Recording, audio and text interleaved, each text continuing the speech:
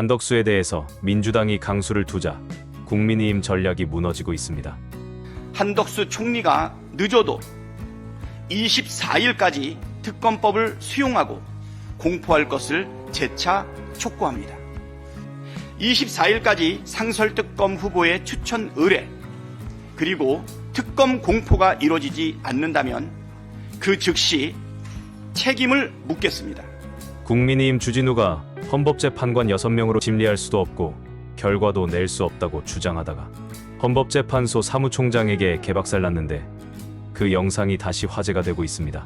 한덕수를 이용해서 헌법재판관 임명을 지연시켜 윤석열 탄핵 재판을 무한정 미뤄보려는 국민의힘 전략을 스스로 실토했습니다.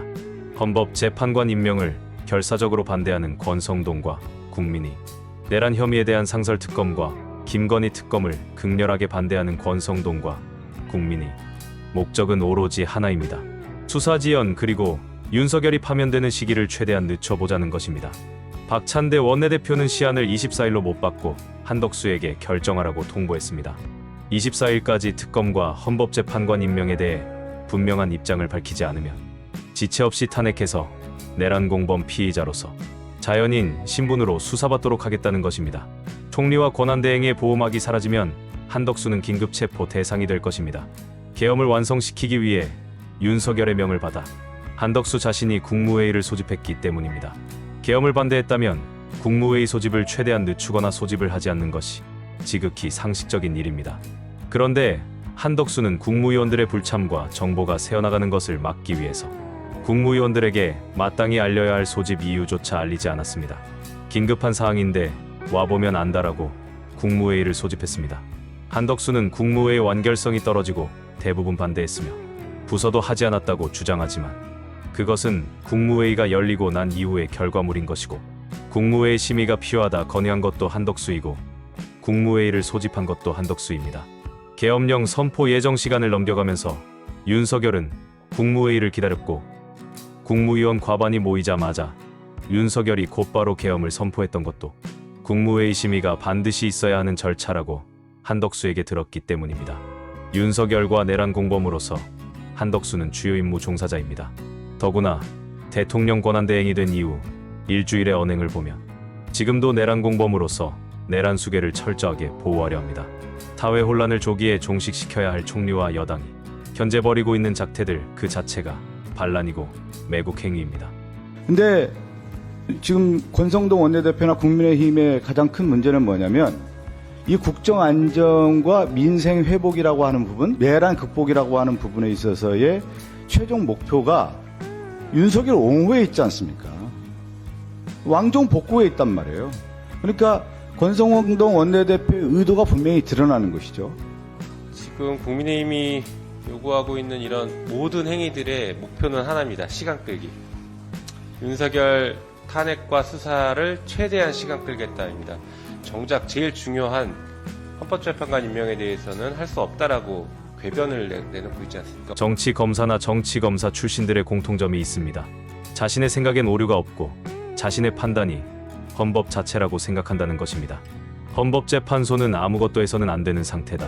주진우의 법사위 발언은 이것을 잘 보여주고 있습니다. 주진우는 현재 헌법재판소 자체가 정독수 미달로 기관의 기능을 잃었으니 윤석열 탄핵 재판을 심리해서도 안 되고 결정해서도 안 된다 주장합니다. 그럴듯하지만 알고 보면 허무맹랑한 주장, 헌법 조항을 내세우며 너무나 당당하게 주장하니 헌법재판소 사무처장이 혹시 자신이나 헌재의 결정이 틀렸나 하여 법조문을 다시 살펴보기까지 합니다. 헌법재판소에서 어제 헌법재판관 6명의 심리 변론이 가능하다라고 판단했는데 이게 재판관 회의에서 변론을 내린 건가요? 얼마 전에 있었던 그 가처분 결정에 따라서 결정 주체가 뭐예요? 누가 결정한 것입니까? 이 6명이 가능하다라고 이번에 판단한 것은 뭐 헌법재판소장 대행이 결정한 것입니까? 아니면 뭐 재판관 회의에서 결정한 것입니까? 6인의 가처분 결정으로 결정이 된 겁니다. 그것은. 근데 저는 이거는 굉장히 문제가 있다라고 생각합니다. 왜냐하면요, 이 헌법 23조 1항은 헌법재판관 7명의 출석으로 심리한다라고 명시적으로 규정이 돼 있어요. 이게 왜 7명으로 해놨냐면 헌법재판소는 이 정치적인 갈등을 해소하는 기능이 있기 때문에 상권 분립으로 구성하게 돼 있어요. 대통령 3명, 대법원장 3명, 국회 3명. 그렇기 때문에 7명으로 상권 분립의 주체가 각각 참여하라는 뜻입니다. 예를 들어 대통령 3명, 대법원장 3명 그렇게만 추천한 재판관으로 해서는 이게 상권 분립 형식이 그대로 재판에 구현될 수 없기 때문에 심리를 7명 이상으로 하도록 돼 있었던 거거든요. 근데 지금 방금 말씀하셨던 이진수 방통위원장에 대해서는 탄핵소추가 있으니까 본인이 헌법소원을 제기하면서 이 조항에 대해서 효력정지 가처분 신청을 했어요. 저도 그 사실을 잘 알고 있습니다. 근데 이거는 사안이 다른 것이 일단 첫 번째로 이진석 위원장은 본인의 헌법소원을 제기하면서 본인이 그 조항을 정지시켜달라고 요청을 한 겁니다. 왜냐하면 본인이 봤을 때는 이 재판에 그 9명에서 재판을 받을 권리보다 재판이 지연되는 게 본인한테 더 불이익하다고 본 거예요. 그래서 이진숙 방통위원장은 사실은 그 효력이 정지되게 해달라고 요청을 한 사람입니다. 그리고 그 결정문을 보면 이게 범용적인 결정이 아니에요. 이진숙 방통위원장에 대한 탄핵소추랑 헌법소원 결정이 있을 때까지만 그 효력이 정지되는 겁니다. 그 조항에 대해서 헌법재판소에서 위헌 결정을 한 적도 없고 전체적으로 한 적이 없어요. 그러면 예를 들어서 이진숙 그 방통위원장은 9월 3일부터 재판해왔고 거의 재판도 여러 번 열었거든요. 그분에 대한 지금 헌법재판소에서는 무조건 그 대통령 탄핵소추부터 먼저 하겠다라고 하는데 이진숙 그 방통위원장에 대한 결정을 먼저 하게 되면 어떻게 됩니까? 그 조항의 효력은 다시 살아나는 거예요. 그리고 지금 현재 대통령의 주장은 재판을 통해서 판단을 해봐야 되겠지만 이 야당의 탄핵소추 남발, 특히 이진숙 위원장에 대해서 하루 만에 탄핵소추를 남발한 것에 대한 문제점을 지적하고 있잖아요. 그러면 이 판단과 이게 연관이 있기 때문에 이진숙 위원장에 대한 그 판단을 먼저 해볼 여지가 있는 겁니다. 근데 이진숙 위원장이 요청했던 그 조항에 그 해당 사건의 그 정지 조항을 가지고 이걸 일반적으로 해석해서 지금 재판도 열지 않았는데 대통령도 당연히 그 효력이 미친다. 대통령에 대한 탄핵소추에 대한 효력이 미친다라고 하는 거는 저는 법리적으로 잘 수긍이 안 됩니다. 특히 당시에 이 이진숙 그 방통위원장에 대해서 이 7명이 심리한다는 규정을 효력정지를 할 때에도 그 당시에는 9명 전원이 결정을 한 거예요. 지금은 재판관이 6분밖에 안 되지 않습니까? 그리고 나머지 3분에 대해서는 지금 구성을 채워야 되는 상황이고 그런 상황에서 이거를 섣부르게 먼저 변론 준비기를 열고 그렇게 했을 경우에 이 결과가 나왔을 때 어떻게 이거를 국민들을 납득시키고 순복시킬 수 있겠습니까?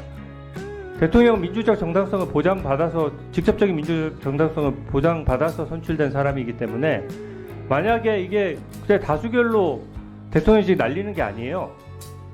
탄핵소추도 3분의 2, 헌법재판관도 3분의 2 이상의 결정을 하도록 그만큼 신중히 하라는 뜻이고 이 탄핵소추에 반대하는 소수의 국민들이라고 하더라도 그분들이 그 결정에 수긍할 수 있는 절차를 해줘야 되는 거거든요. 근데 이게 지금 6명이 심리 변론 가능하다라고 판단 자체를 6명이 한다? 저는 이 자체로 문제가 있다라고 생각이 들고요. 만약에 이준석 방통위원장 그 탄핵소추를 먼저 결정하라고 하면 그러면 그 효력이 어떻게 되는 겁니까? 먼저 선입선출이 원칙인데 이준석 방통위원장 관련해서는 그럼 결정을 안 하고 있고 그 결정에 있었던 효력정지 규정을 가지고 지금 대통령 측 변호인의 의견도 듣지 않은 상태에서 무조건 변론을 진행을 해요? 저는 이거 법리적인 문제가 상당하다고 생각하는데 어떻게 생각하십니까? 헌법재판소에서는 그 헌법재판소법 23조 1항에 대해서 가처분 결정을 했습니다. 그거는 모든 그게 언제까지 효력이 되느냐는 거예요. 그것은- 그게 영구하게 되는 게 아니지 않습니까? 이준석 위원장에 한해서 그 사건의 재판이 선고될 때까지만 정지되는 것이잖아요. 그러니까 결정문에 보시면은 다 나와 있지만 23조 1항에 대한 위헌 심판이 들어와 있는 겁니다. 그래서 23조 1항에 대한 그 위헌 심판에 대한 가처분으로서 헌법재판소에서는 효력 정지를 해놓은 것입니다. 그리고 그 효력 정지의 처분은 이진숙 그 탄핵 심판에만 적용되는 것이 아니고 모든 사건에 적용이 된다고 저희 재판부는 판단을 하고 있는 것입니다. 이진숙이 제기한 헌법조항 효력정지 가처분. 그 가처분 때문에 6명으로 헌재 심리가 가능해졌고 정치적 부담은 있지만 결정도 가능해졌습니다. 국회 추천목 3명의 임명만 막으면 헌재의 탄핵 심리를 막을 수 있다 판단했던 국민의힘. 한덕수가 임명만 안 하면 헌재를 무력화시킬 수 있다 판단했던 국민의힘. 그래서 주진우의 질의에는 다급함과 짜증이 묻어나고 사무처장의 답변을 들으면서 절망감도 묻어납니다. 네, 정리해 주세요. 그 부분에 대해서는 재판부에서 다 고려하고 있다고 말씀을 드리겠습니다. 그 헌법재판소 있잖아요. 6명이 하는 것이 괜찮다고 지난번에 이진숙 탄핵 때 결정한 것을 원용한 거죠. 그런 거죠? 현재 이 23조 1항 효력은 정지되어 있는 상태라고 보시면 됩니다. 네. 네, 알겠습니다. 네. 그래서 결론적으로 6명이 심리를 시작한다는 거 아니겠습니까? 6명이 심리를 시작하는 것에 대해서는 어떠한 법률적인 문제도 없다고 재판부에서는 판단하고 있습니다. 네, 알겠습니다. 방통위원장 이진숙이 싼 똥. 그 똥에 국민의힘이 허우적거리고 있습니다.